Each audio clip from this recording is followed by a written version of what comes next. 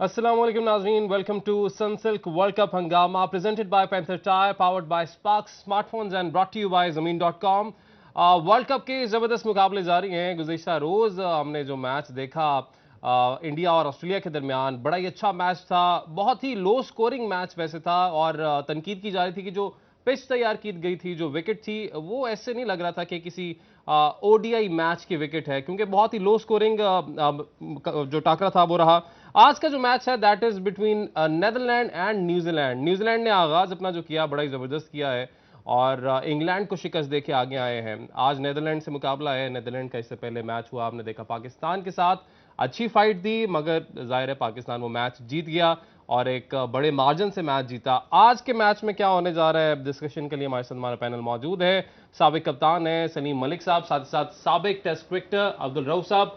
सलीम भाई, Netherland versus New Zealand, रात को आपने वैसे प्रेडिक्शन तो दे ही दी थी हमने, क्योंकि रोज एक प्रेडिक्शन लेनी होती है, तो आपने कह दिया था कि न्यूजीलैंड ऑब्वियसली जीतेगा। इससे पहले स्टैट्स पे भी अगर दोनों टीमों की नजर डालें, 4 मैचेस हुए हैं, 4 न्यूजीलैंड जीती है और 3 उनमें से 100 प्लस के मार्जिन से मैच जो है वो न्यूजीलैंड जीती है। आज के मैच को क्या कहेंगे, आप कैसे देख रहे हैं? यार देखो, नेदरलैंड तो ऑब्वियसली वो एक वीक टीम है कंपैरेटिवली बाकियों से, तो कोई मोजज़ा ही हो तो वो जीत सकती है, क्योंकि वो करते हैं, छोटी टीमें अक्सर जो अपसेट कर सकती अपसेट कर सकती है। तो मगर अगर आप देखो, जो लास्ट मैच न्यूजीलैंड ने जीता है, चैंपियन से जीता है जो पिछले साल के बिल्कुल। थे, और कन्विंसिंगली आराम से 2 विकेटों पे उन्होंने स्कोर किया। तो मेरा नहीं ख्याल कि आज नेदरलैंड, अनलेस कि वो बहुत बुरा खेलें न्यूजीलैंड, अदरवाइज उनको बड़े आराम से मैच जीतना चाहिए। हो सकता है कोई अपसेट हो जाए, क्रिकेट है, हो सकता है, क्योंकि ये कहना क्रिकेट में कि ये नहीं हो सकता वो गलत होगा। मगर अगर आप ऑन पेपर अगर देखें चीज़ों को, तो न्यूजीलैंड उनसे फार बेटर टीम है, और मेरे ख्याल में बड़े मार्जिन से उनको जीतना चाहिए ये मैच। मार्जिन से मैच जीतना चाहिए। अच्छा, इम्पैक्ट प्लेयर्स पे भी बात करेंगे, बट उससे पहले हम चाहेंगे कि जो प्लेइंग 11 जो दोनों टीमों के सामने आए हैं, हमने देखा कि फर्गुसन जो थे वो लास्ट टाइम टीम में शामिल नहीं थे, उनको शामिल किया गया है। केन विलियमसन जिन्होंने वार्म अप मैच खेला, अच्छा परफॉर्म किया, बट उनकी इंजरी जो आईपीएल वाली है वो अभी तक उससे रिकवर नहीं कर पाए, और आज के मैच में भी टॉम लेथम जो है वही कप्तानी कर रहे हैं। केन विलियमसन को आज शामिल नहीं किया गया, लेकिन ये फर्गुसन की वापसी, ज़ाहिर है इतना बड़ा मैच तो नहीं है, बट कितना फ़ायदा फर्गुसन का होगा यहाँ पे? देखिए, बेसिक चीज़ ये है कि वो केम विलियमसन पे वो रिस्क लेना नहीं चाह रहे, क्योंकि सबसे मेन और प्रोमिनेंट प्लेयर जो न्यूजीलैंड के हैं वही हैं, और सबसे ज़्यादा जो एक्सपीरियंस है एशियन कंडीशंस पर और इंडियन कंडीशंस पर खेलने का वो उनको है। यानी वो कह रहे हैं जितना रिकवरी का टाइम दिया जा जितना उनको सकता है वो मैक्सिमम दिया रिकवरी जाए। का टाइम दिया, ऐसे नहीं है कि जैसे पाकिस्तानी करते हैं कि बताया जा रहा होता है बार बार कि भाई ये लड़का जो है इसके ये मसला है, इसको ना मजीद पुश करें, रेस्ट दे दें, फिर भी रेस्ट नहीं देते, और एंड पे जब वो सर्जरी की तरफ मामला चला जाता है फिर जाके कहते हैं नहीं यार फोन देना पैना है। नहीं, पाकिस्तान। सॉरी, वो नहीं, उसकी वजह ये है कि ये गलती हमारे प्लेयर्स की है रो, हम्म। कि अगर आप फिट नहीं हो तो आपको बताना चाहिए ना, आप ज़बरदस्ती मैच नहीं खेलना वो भी चाहिए। नहीं शायद चाहते कि कोई और आगे लेकिन जगह ले। उसमें सलीम भाई, उसमें दोनों के केस में, जिस तरह शाहीन अफरीदी जो पीछे मेगा वर्ल्ड कप हुआ उसमें, उससे पहले वो अपने दर्द की शिकायत कर रहा था कि मेरे लेगामेंट में प्रॉब्लम है तो मुझे देख लें। मगर उसको असल में जो डॉक्टर होता है या फिजियो या कोच, उसका यही काम होता है, जिस तरह इसने भी 4 महीने पहले बताया है नसीम शाह ने कि मुझे पेन यहाँ पे हो रही है। अब जो डॉक्टर होता है या फिजियो, उसका असल में काम यही होता है कि ये वो फाइंड कौन आउट करे है टाइम वैसे पे। रऊफ, ये डॉक्टर क्या इतने? अच्छा, ये भी सलीम भाई मुझे नहीं समझ आ रही कि दो ही बंदे हैं, और वही जिस तरह के वो चेयरमैनों की एक रिवॉल्विंग चेयर का खेल चलता है ना, उसी तरह उन दो बंदों का भी पाकिस्तान के जो अच्छा सर मेडिकल जी, पैनल है फिजियो उसमें है खेल चलता आपके, रहता है। ऑब्वियसली ये पूरी टीम है, फिर आपकी सिलेक्शन कमेटी, फिर आपकी एक टेक्निकल कमेटी, और जो टेक्निकल कमेटी के जो बयानात अब आ रहे हैं वो भी बड़े मजाका खेज है कि जब आप थे वहां पे तब आपने क्या अपनी अच्छा, इनपुट दी उसमें और सलीम अब भाई आपके बयानात सामने आ रहे अच्छा, हैं। टेक्निकल कमेटी का आप बड़ी अच्छी आपने याद करवा दिया मुझे। अच्छा, इनको इनको टेक्निकल कमेटी में बिठाया कि आप क्रिकेट के मामलात को देखेंगे। अच्छा, दो टेक्निकल कमेटियाँ होती हैं, एक ने तो सारा वो मैनेजमेंट का करना ना, बिजनेस एडमिनिस्ट्रेशन का, उसका तो क्रिकेट से ताल्लुक ही नहीं है, वो साइड पे। दूसरी टेक्निकल कमेटी है जो खालिस क्रिकेट के मामलात देखती है, इसमें डोमेस्टिक आ गया, इंटरनेशनल, आपके फर्स्ट क्लास का स्ट्रक्चर, आपकी इंटरनेशनल टीम बनाना।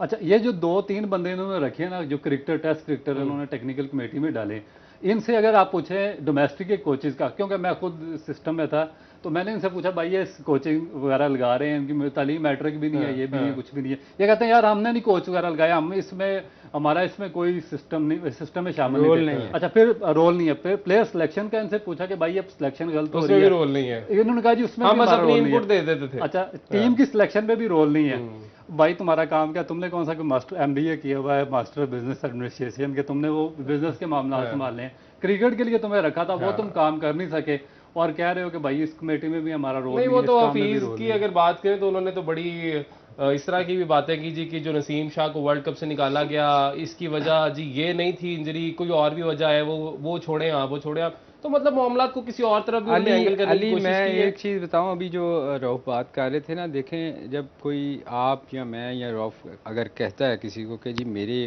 प्रॉब्लम है इस जगह, मुझे किसी जगह भी फास्ट बॉलर या बैट्समैन जो भी आप शिकायत करता है कि जी मैं फिट नहीं हूँ, तो ये सबसे ज़्यादा रिस्पॉन्सिबिलिटी है आपके डॉक्टर और फिजियो की, जो बताए कि आप ठीक हैं कि नहीं हैं। इसका मतलब है कि आपने जो वो टीम रखी हुई है वो बहुत नालायक किस्म की टीम है, जो आपको ये उनको पता ही नहीं कि ये प्लेयर अगर खेलेगा तो वो अगली 2 सीरीज से बाहर हो सकता है, उसको रेस्ट नहीं करवाया जाता। देखें हमारे जितने भी केसेस ले लें, शाहीन का ले लें या भी नसीम का ले लें, तो ये चीज़ें जो है ना, ये क्रिकेट बोर्ड को इन चीज़ों पर भी ध्यान देना चाहिए, क्योंकि सबसे ज़्यादा देना चाहिए सर। और दूसरा ऑब्वियसली अगर हम उसकी तरफ भी आएंगे, शाहीन शाह अफरीदी की जो इंजरी हुई थी और उसके बाद जिस तरह का ट्रीटमेंट हुआ, कंट्रोवर्सी बनी, उस पर बात करेंगे, बट अभी ज़रा डिस्कस कर लेते हैं नीदरलैंड वर्सेस न्यूजीलैंड। न्यूजीलैंड ने बड़ा अच्छा परफॉर्म किया, हालांकि उनकी टीम के सारे प्लेयर्स भी उस स्क्वाड में नहीं थे शामिल, जिस तरह एक बड़ी मिसाल केन विलियमसन है, फर्गूसन अब शामिल हुए हैं, इस तरह से एक दो और भी प्लेयर्स हैं जो कि मेन प्लेयर्स उनके उस इंग्लैंड के खिलाफ नहीं थे, बट उसके बावजूद 36.2 ओवर्स में आई गेस उन्होंने चेज कर लिया था। आज के मैच में सर क्या लग रहा है आपको, नज़र उस पर ही होगी कि एक बड़े मार्जिन से नीदरलैंड को शिकस्त दे न्यूजीलैंड? देखें होना तो यही चाहिए, क्योंकि जिस तरह उन्होंने स्टार्ट लिया है, और आज आपको विकेट जो कल वाली विकेट देखी है आपने इंडिया के खिलाफ, वैसी विकेट नहीं होगी, क्योंकि इंडिया का मैच नहीं है, उनको कोई और यहाँ पे नहीं तो है। वार्म अप मैच पाकिस्तान के साथ भी न्यूजीलैंड खेल चुका है और हराया भी था। आपको बाकी जितने भी मैचेस इंडिया के अलावा मिलेंगे, आपको विकेट्स बहुत अच्छी मिलेंगी, अनलेस के हाफ के बाद जाके कहीं विकेट टूटना शुरू होंगी, जब मैचेस बहुत ज़्यादा हो जाएंगे। अदरवाइज़ आपको विकेट अच्छी मिलेंगी। जब विकेट अच्छी होएंगी तो ऑब्वियसली अच्छी टीम जो होएगी उसके चांसेस ज़्यादा। नई वाली जो पिच है, विकेट है, वो एक्सेप्शन ही है। देखें वो इंडिया अपनी स्ट्रेंथ पे खेलेगा, उनके पास 3 स्पिनर उन्होंने खिलाए इसीलिए थे कि ताकि वो उससे फ़ायदा उठा सकें, और उनकी गुड लक फिर ये हुई कि वो टॉस जीत गए, दूसरी टीम टॉस जीत के खेल गई। सेकेंड इनिंग में उनको बिल्कुल विकेट गीला मिला, ग्रिप ही नहीं हुआ बॉल, और ना आपने देखा कि शुरू में मट्टी उड़ती थी, जहां बॉल गिरता था मट्टी उड़ती थी, मगर सेकंड इनिंग में आपको कोई चीज़ नज़र नहीं आई। फास्ट बॉलर्स पे नज़र आई अर्ली ऑन, जब विकेटें गिरी हैं उनकी। उसके बाद जैसे जैसे रात होती गई, और ड्यू फैक्टर ने इतना काम दिखाया कि आपने देखा था वो जब बहुत ज़्यादा पानी के लिए मशीन चला रहे थे, बिल्कुल गीला था, वो टोटल गीली थी। तो ऐसी कंडीशन में स्पिनर बेकार हो जाता है, उसका ना ग्रिप होता है, तो ये वो चीज़ आपको इसमें नहीं नज़र आएगी। अच्छा, नीदरलैंड की टीम की अगर हम बात करें तो उनमें कुछ प्लेयर्स हैं जो कि वाकई में नज़र आता है कि जान मार रहे हैं, जिस तरह विक्रमजीत सिंह जो उनको ओपन किया, जिन्होंने पाकिस्तान के खिलाफ जो मैच था अच्छा स्कोर किया, और इनकी जो एवरेज चलती आ रही है पिछले मैचेस से, this was not the first time he scored, इससे पहले भी कुछ मैचेस में उन्होंने परफॉर्म किया, 40 प्लस की एवरेज गुज़िश्ता को 5-6 मैचेस को अगर आप उठा के देखें तो वो अच्छी एवरेज है।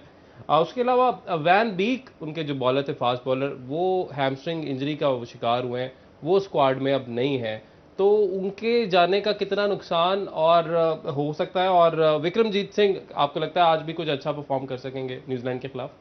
अच्छा, ये जो डच टीम है ये बड़ा अच्छा एक यूनिट बना हुआ है, ये काफ़ी अरसे से यूनाइटेड लीग खेल रहे हैं, इंग्लैंड में लीग्स वगैरह खेल रहे हैं, यहाँ पर जितना जो क्वालिफाइंग राउंड हुआ उसमें इन्होंने बड़ी टीम के खिलाफ बड़ा अच्छा परफॉर्म किया, एक अच्छे तरीके से जेल। आपने देखा होगा कि इन्होंने पाकिस्तान के खिलाफ बहुत अच्छी एफर्ट की है, गो के और डी लीड्स के साथ कोई दूसरा प्लेयर खड़ा नहीं हुआ, अदरवाइज पाकिस्तान के लिए बहुत ज़्यादा हर्डल क्रिएट कर सकते थे।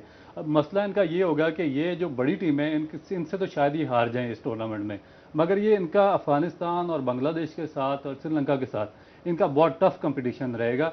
और अगर इनके खिलाफ किसी बड़ी टीम ने थोड़ा सा रिलैक्स किया तो उसको भी उसका खमियाजा भुगतना होगा, उसको नताइज देने पड़ेंगे, क्योंकि बड़ा अच्छा यूनिट है जो इनके प्लेयर्स हैं। जिस तरह आपने विक्रमजीत सिंह की बात की है, वो एक जब वो बैटिंग करते हैं तो आपको कैजुअल लगते हैं, मगर उनका अगर आप पास्ट रिकॉर्ड देखें तो बहुत ही कंसिस्टेंट है। जो ये क्वालिफाइंग राउंड खेले उन्होंने कंसिस्टेंट स्कोर किया। उसके बाद जो डी लीड्स हैं ना सिर्फ वेरी गुड बॉलर हैं, पाकिस्तान के खिलाफ 4 आउट की, और उसके अलावा इन्होंने जो लास्ट मैच खेला था उसमें 102 रन किए थे इन्होंने जो क्वालिफाइंग राउंड का, और कंसिस्टेंट ये भी स्कोर कर, और इनके पाकिस्तान में भी बड़ा अच्छा स्कोर आई थिंक 67 के करीब उन्होंने स्कोर किया था बॉलों पे किया था। बिल्कुल। और इसके अलावा सिर्फ यही नहीं है, हमने देखा जब पाकिस्तान के खिलाफ ओपन किया था तो एक बड़े जबरदस्त जो स्पिनर हैं आर्यन दत्त, उनकी बॉलिंग भी बड़ी अच्छी थी। तो हैदराबाद की विकेट पे यहाँ पर किस तरीके से यूटिलाइज कर सकेंगे वो अपनी स्पिन को, उस पर भी बात करेंगे। ब्रेक लेंगे जी, ब्रेक के बाद वापस आएंगे।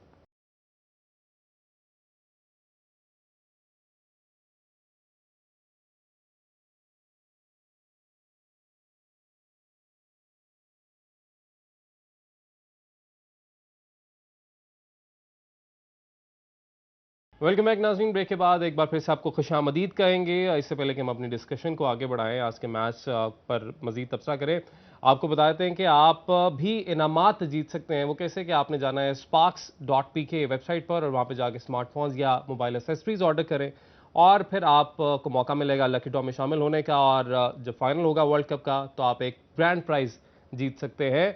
सर जी बाद में, अच्छा मैंने कहा अभी तो नहीं वैसे करने लगे। अच्छा जी, सर जी आज के मैच में इम्पैक्ट प्लेयर जो है कौन सा हो सकता है, दोनों की तरफ से बताइएगा, नेदरलैंड का भी और न्यूजीलैंड का। यार देखिए, नेदरलैंड का तो एक ही उनका फिलहाल जो सबसे अच्छी परफॉर्मेंस कर रहा है वो उनका डिलीट या डिलीट है, डिलीट, वो एक है।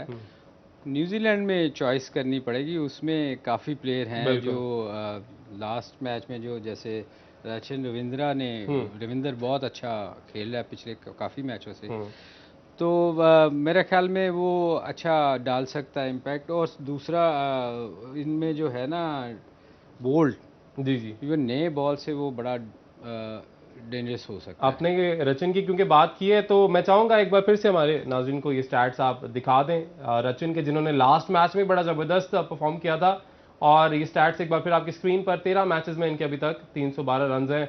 बेस्ट परफॉर्मेंस इनकी 123 रन की है, 1 सेंचुरी, 150 और 123, वही जो आपने इंग्लैंड के खिलाफ जो मैच था हमने देखा उन्होंने बड़ा ज़बरदस्त उसमें परफॉर्म किया।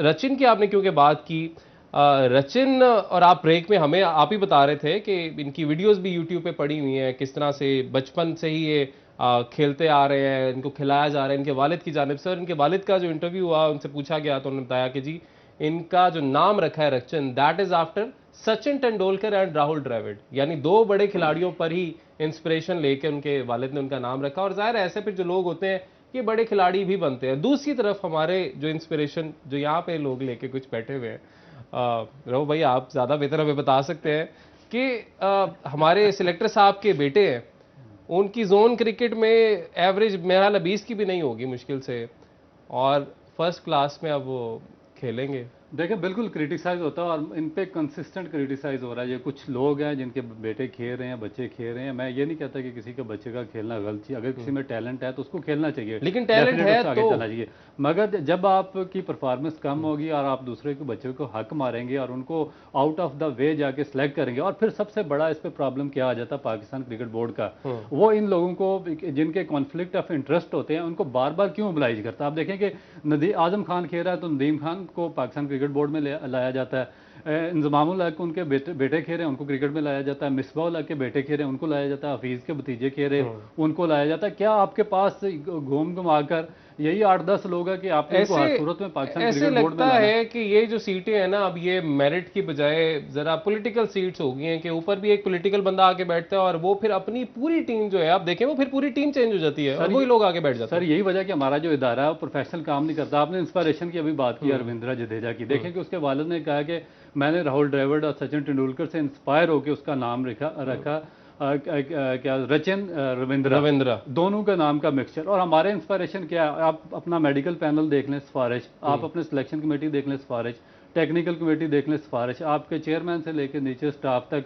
इवन जो हाई परफॉर्मेंस सेंटर होता है सलीम भाई, जिसमें आपने अंडर 15 अंडर 19 और पूरी पाकिस्तान टीम की को ग्रूम करना होता है, उसका सारा स्टाफ आप सिफारिश पर लाके बिठा देते हैं, तो आपकी ग्रूमिंग या आपकी अच्छा, ये तो आपने सही बात की। बड़ी बड़ी ऐसी चीजें हैं जिनको यहाँ पे पॉइंट आउट किया जा सकता है। साथ ही साथ नाज़रीन को ये भी, क्योंकि मैच न्यूजीलैंड नेदरलैंड का, तो वो भी अपने नाज़रीन को बता दें जी, गेम का बाकायदा आगाज हो चुका है। अगर अभी हम अपने नाज़रीन को दिखा भी सकें तो ये आप देख सकते हैं जी, एक बॉल, अच्छा एक ओवर जो है पूरा होने लगा। ये इनकी बात मैं करना चाह रहा था जब हमने डिस्कस किया था ब्रेक से पहले भी, कि आर्यन दत्त बड़े अच्छे बॉलर इनके साबित हो रहे हैं। पाकिस्तान के खिलाफ भी इन्होंने बड़ी अच्छी बॉलिंग की थी और आज भी इनका तकरीबन पूरा ओवर जो है वो डॉट मेडन ओवर निकाल जाएंगे।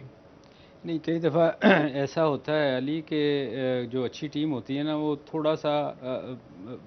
थोड़ा सा अंडर प्रेशर भी खेलती है कि यार अगर इनसे हार गए तो बड़ी अजीब अपसेट ही ना कर दे, अपसेट ही ना कर दे, तो वो थोड़ा सा देख के खेलेंगे शुरू में, मगर टीम तो वो बड़ी है, इसमें कोई शक नहीं। अभी आप रविंद्रा की बात कर रहे थे, मैं बच्चों के साथ बैठा हुआ था तो मैंने बेटे ने मुझे बताया कि अब्बू इसकी यूट्यूब पे, इसकी जब छोटा था ना, जब से उसकी वीडियो अपलोड हुई है, और वो उस वक्त बैट्समैन था, अभी तो ये मेरा ख्याल सिलेक्शन इसकी स्पिनर से हुई थी, पर ये बैटिंग में भी उस वक्त जब छोटा था ना तो इसकी शॉटें दिखाते थे, बड़ी खूबसूरत थी। और फिर जो दो बड़े प्लेयरों के नाम पे उसने रखा है, क्या प्लेयर थे वो दोनों, सचिन और राहुल आई थिंक उसको इतना बड़ा प्लेयर नहीं समझा जाता जैसे बाकी सचिन को कहा जाता। मेरे ख्याल में राहुल बहुत बड़ा प्लेयर था, और वो अगर आप उसकी इनिंग्स देखें तो वो मुश्किल विकेट पे बाकी प्लेयरों से ज़्यादा बेहतर खेलता था। जहाँ सीम स्विंग होता था उसने बड़ी अच्छी अच्छी विकेटों पे 100 किए हुए। तो मेरे ख्याल में मैं अगर मुझसे पूछे तो मुझे वो बहुत बड़ा प्लेयर लगता था। सलीम भाई वो बहुत बड़ा क्रिकेटिंग माइंड भी था, जिस तरह आपने बात की बिल्कुल दुरुस्त किया, क्योंकि जब इसको अंडर 19 का कोच बनाया गया, हेड कोच इंडियन टीम का, मैंने इसका एक स्टेटमेंट सुना, ये इंडियन की अंडर 19 टीम को वर्ल्ड कप के लिए लेकर गए हैं, तो इन्होंने जितने 16 लड़के सिलेक्ट किए थे सबको इक्वली, अब हमारे ये है ना कि देखेंगे हमारी पाकिस्तान टीम वर्ल्ड कप खेलने गई है, ऐसे बस बाकी वो मोनोपोली लगती है कि जो खेल रहे हैं वही खेली जाएंगे, बेंच यूटिलाइज बिल्कुल नहीं होगा। बेंच यूटिलाइजेशन पे जब आपको कॉन्फिडेंस होगा तो आप उनको चांस देंगे कि आपने अगर 15 सही सिलेक्ट किए होंगे तो आप आंखें, जिस तरह विलियमसन को उन्होंने बाहर बिठाया हुआ, स्टोक्स को बाहर बिठाया हुआ इंग्लैंड ने, और जो बेंच स्ट्रेंथ है उसको चांस दे रहे हैं। इन्होंने क्या किया, जो 15 लड़के अंडर 19 वर्ल्ड कप में लेके गए थे, इन्होंने स्टेटमेंट दिया जी कि मैं सबको इक्वल चांस दूंगा, क्योंकि मेरी नज़र में वर्ल्ड कप जितना इतना इंपॉर्टेंट नहीं है जितना मुझे ये। और आप देखें तीनों फॉर्मेट्स पे नंबर 1 टीम है उनकी कोचिंग में। आप ये देखें कि जब अंडर 19 का उन्होंने इसको राहुल को बनाया हुआ था ताकि वो प्लेयर्स और उसमें से देखें कितने प्लेयर उसने दिए हैं। हमारे यहाँ क्या होता है कि हम अपने लोगों को ज़ाया कर देते हैं और उस सीट पे नहीं। हालांकि ये वाली भी ना, आप में चाह हो तो आप करते हैं कि देखें राहुल द्रविड़ एक ऐसा प्लेयर था कि उसने कहा कि ठीक है जी मैं अंडर 19 को निखारूंगा, प्लेयर्स लेके आऊंगा, इंडिया स्क्वाड में शामिल करूंगा, लेकिन यहाँ पे सारे इतने बड़े बड़े स्टार्स बन जाते हैं, वो फिर कहते हैं कि आप बस लीग्स खेलें और उसके बाद कोचिंग नहीं। अली यूनुस खान ने एक टाइम पे उसका कॉन्ट्रैक्ट हो रहा था कि वो अंडर 19 से करे, पर पता नहीं क्या रीज़न हुई कि उसका कॉन्ट्रैक्ट इनके साथ हो नहीं सका। वो थोड़ा सा मेरा ख्याल वो है भी कि कुछ मेरा ख्याल उनका पैसों का मामला हुए थे, या आप अगर बाहर वाले प्लेयर्स को इतना पैसा दे सकते थे, जिसने T20 वर्ल्ड कप जीता हुआ है उसको क्यों नहीं आप, और सबसे ज़्यादा पाकिस्तान के लिए खेला। ये बड़ा अहम सवाल है कि उनको क्यों नहीं आप लेके आते मैनेजमेंट के अंदर, उनसे कोचिंग क्यों नहीं कराते। ले जी हमें एक ब्रेक लेनी है। 2 ओवर जो है वो नेदरलैंड की टीम तकरीबन उनके कंप्लीट हो गए हैं, करवा चुकी हैं, अभी तक एक स्कोर नहीं बना न्यूजीलैंड की तरफ से, तो बॉलिंग बड़ी अच्छी कर रहे हैं। बात करते हैं, ब्रेक लेते हैं, ब्रेक के बाद वापस आते हैं।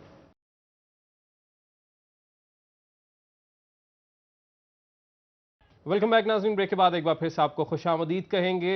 3 मेडन ओवर्स के बाद जिसमें 2 आर्यन दत्त और 1 क्लाइन की तरफ से किया गया मेडन ओवर, अब 8 रन हो गए हैं। अब दूसरा ओवर जो करवाने आए क्लाइन तो उनको 2 चौके पड़े हैं, तो 8 रन इनकी जानिब से बनाए गए हैं। रऊफ भाई आपको क्या लगता है इम्पैक्ट प्लेयर्स आज के मैच में कौन कौन से होंगे?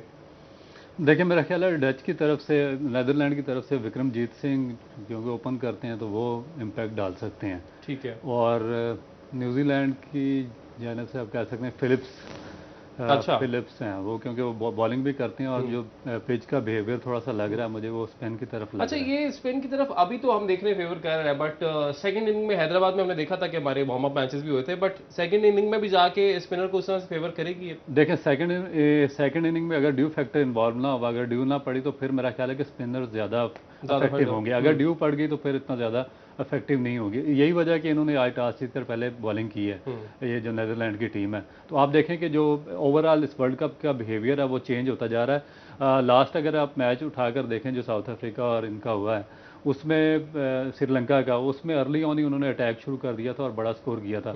आज अगर देखें तो न्यूजीलैंड ने पहले 3 ओवर मेडन खेले हैं कल। इसका मतलब है कि जो कल का मैच हुआ वो उनके अभी तक दिमाग में बैठा हुआ है कि हमें सबसे पहले अपने आप को विकेट्स इन हैंड रखने होंगे अगर हमने एक रिस्पेक्टेबल टोटल तक पहुंचना है। अगर हम विकेट लूज कर देंगे और अगर स्पिनर्स को हेल्प मिलना शुरू होगी इस पिच पर तो हमारे लिए बड़ा टोटल करना मुश्किल हो जाएगा। अच्छा, ये अब वाकई देखना पड़ेगा कि नेदरलैंड जैसी टीम पहले 3 ओवर्स न्यूजीलैंड को कर रही है, जो कि अभी इंग्लैंड से जीत के आए हैं, बट 3 ओवर्स मेडन गए। मगर इसके अगर आप देखें, हमने जो वक्फे में थोड़ा सा देखा है, इसका बिहेवियर टोटल चेंज है, वैसी नहीं है जो इंग्लैंड और न्यूजीलैंड के मैच में थी। ये थोड़ी सी विकेट मुझे बिल्कुल आप देखें वैसे ही कल की जैसे इंडिया के खिलाफ विकेट थी ना इंडिया के मैच पे, थोड़ी सी विकेट मुझे वो लग रही है, इसीलिए स्पिनर से अटैक भी करवाया गया। तो मेरे ख्याल में ये जितनी भी वीक टीम्स होंगी ना वो फ़ायदा इस चीज़ का उठाएंगी कि वो सेकंड बैटिंग करें, क्योंकि कल भी आप देखें कि लग ऐसे रहा था कि सेकंड में इंग्लैंड ने जो स्कोर किया है इंडिया से बड़ा मुश्किल हो जाएगा 3 आउट होने के बावजूद ऑस्ट्रेलिया। मगर सेकंड इनिंग में कोई ब्रेक टर्न नहीं हुआ क्योंकि ड्यू फैक्टर इतना ज़्यादा था। तो मेरे ख्याल में न्यूजीलैंड ने अगर बड़ा स्कोर ना किया तो उनके लिए ये प्रॉब्लम क्रिएट हो सकते हैं, बिल्कुल बन सकते हैं, क्योंकि ये शुरू में देखें बैट पे बॉल उस तरह नहीं आ रही, इसीलिए स्पिनर से भी अटैक करवाया उन्होंने। तो देखना ये है कि आज अगर विकेट थ्रो करते हैं जल्दी इनकी गिरती हैं तो ये न्यूजीलैंड के लिए मुश्किल क्रिएट कर सकते हैं, क्योंकि सेकंड इनिंग में बॉल ब्रेक उस तरह नहीं होएगा अगर ड्यू फैक्टर हुआ तो ये इनके स्पिनर उस तरह काम नहीं कर सकते। लेकिन सलीम भाई इसमें एक और चीज़ ये देखनी पड़ेगी, इनके पास जो मेन स्पेशलिस्ट स्पिनर है वो डट हैं जो अभी तक बॉलिंग कर रहे हैं, नए बॉल के साथ भी बॉलिंग करते हैं। अब देखना ये कि अगर तो स्पिनर ने अपना इस पिच पे इम्पैक्ट डाला तो क्या इनके पास कोई दूसरा या तीसरा स्पिनर ऐसा है, जिस तरह कल इंडिया ने अश्विन भी था, जडेजा भी था और दूसरा जो यादव है। मगर रऊफ इसमें ये एक चीज़ हो रही है ना कि इसमें शुरू में भी कल अगर आप देखें तो बैट पे बॉल उस तरह नहीं आ रही थी, थोड़ा सा बॉल रुक के आ रहा था। आज भी जो मैंने 1-2 बॉल देखे हैं वो 2 टप्पों के साथ पीछे गया है, तो ये इसका मतलब है कि बॉल बैट पे उस तरह नहीं आएगा जिस तरह की आना चाहिए। अच्छा सलीम भाई, ये जो न्यूजीलैंड से अटैक करने का जो फॉर्मूला, सॉरी स्पिनर से अटैक करने का फॉर्मूला न्यूजीलैंड की तरफ से ज़्यादा पटेल से अटैक करवाया करते थे, आज उन्हीं के खिलाफ वो फॉर्मूला जो है, वैसे तो पाकिस्तान के खिलाफ यही फॉर्मूला लेके नेदरलैंड आई थी, तो आज भी हमने देखा कि आर्यन दत्त से उन्होंने अटैक करवाया है। अभी उनके ओवर्स बड़े ज़बरदस्त जा रहे हैं, पहले 2 जिसमें हमने कहा मेडन ओवर्स। देखें ये चीज़ जो होती है ना, ये आप बिल्कुल ठीक कह रहे हैं, पटेल बहुत पहले जब हम खेला करते थे वो अटैक किया करते थे, मगर बात ये है कि जब आप अब लोग विकेट देख के अटैक करते हैं, फैसला करते हैं कि यार इस पे स्पिन अगर है तो क्यों ना उससे फ़ायदा उठाया जाए, क्योंकि होता ये है कि जब आप स्पिनर देखते हैं ना तो आप अटैक की तरफ जाते हैं, आप कोशिश करते हैं कि यार जितना ऊपर फील्डर हैं उससे फ़ायदा उठाया जाए। मगर होता कई दफ़ा नुकसान ये होता है कि अगर उसमें ब्रेक हो तो आपकी अर्ली ऑन आपकी विकेट्स गिरती हैं। आप स्पेशली आप देखें एक लेफ्टी खेल रहा है तो उसने ऑफ स्पिनर लगाया हुआ है, 2 दफ़ा उसने ट्राई किया निकल के हिट मारने की कोशिश की, नहीं लगी, तो इसमें चांसेस ये होते हैं कि आपकी विकेट्स गिर सकती हैं। तो अब चूँकि इतनी आगे वो T20 खेल के क्रिकेट चली गई है कि लोग इसका फ़ायदा उठाते हैं, कई दफ़ा आपको फ़ायदा भी होता है और कई दफ़ा नुकसान भी हो जाता है। अगर ब्रेक नहीं हो रही होती, अगर आप स्पिनर लगा दें तो आपको स्कोर भी पड़ जाता है। मगर आज जो नज़र आ रहा था हल्का हल्का थोड़ा सा, यानी ऑब्वियसली पहले ओवर में ब्रेक शुरू हुआ है। हाँ बिल्कुल, अभी तो फेवर कर रहे हैं स्पिनर्स को। अच्छा, हमने कल देखा जी जब ये प्रेशर के लिए आए हैदराबाद के अंदर ही, जहाँ पे आज मैच भी हो रहा है, और ये टीम प्रेशर के लिए आई तो वहाँ पे अचानक से लाइट चली गई, यानी लोड शेडिंग का मसला जो है वो इंडिया में भी हमें नजर आया। और ना सिर्फ वहां पे बल्कि जब ऑस्ट्रेलिया और इंडिया का मैच खत्म हुआ, जैसे ही इंडिया जीता, वहां पे स्टेडियम की लाइट भी बंद होगी। तो ये ऐसा वर्ल्ड कप है जिसको मेरा ख्याल है इतने जो इश्यूज सामने आ रहे हैं इतने आज तक कहीं पे सामने नहीं आए। पहले अगर हम कहें कि जो डिले आया शेड्यूल्स के अंदर, वो जिस तरह से इसमें चेंजेस हुई और डिले हुआ, वो आज तक शायद पहले नहीं हुआ। फिर मिसमैनेजमेंट टिकट्स के साथ देखने में आई। फिर पाकिस्तानियों के जो टीम के वीजाज थे उसमें हमें मिसमैनेजमेंट देखने को मिली है। फिर शुरू की गेम्स में, वर्ल्ड कप शुरू होता है, हमें बिल्कुल क्राउड कहीं पे नजर नहीं आता। बस इंडिया के मैच में हमने कल देखा कि लोग वहां पे मैच देखने आए हुए थे। उसके बाद वहां पे यानी बड़ा दावा किया जा रहा था ना कि बड़ा अजीब टूर्नामेंट इंडिया को मिल गया, इंडिया की ये तैयारियां वो तैयारियां।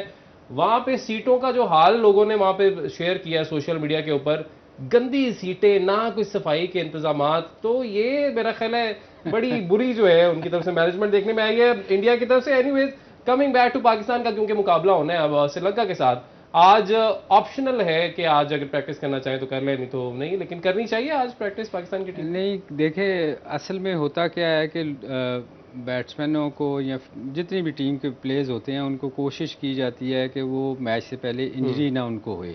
तो वो ये कोशिश करते हैं कि लाइट सी प्रैक्टिस करें जाके। अगर किसी का दिल कर रहा है बॉलिंग करने को या किसी का बैटिंग करने को, तो वो मेरा ख्याल है को कंपल्सरी नहीं होता कि आपने, लेकिन अगर कर ले तो बेहतर है कल के मैच के लिए। ठीक है जी, टाइम ओवर हो रहा है तो हमने, क्योंकि पोस्ट मैच ट्रांसमिशन भी करनी है, तो उसमें हम डिस्कस कर लेंगे कि पाकिस्तानी टीम की तैयारी कैसे और पाकिस्तान को किस स्क्वाड के साथ, किस प्लेइंग 11 के साथ मैदान में उतरना चाहिए। अभी के लिए इजाजत दीजिए, अल्लाह हाफिज।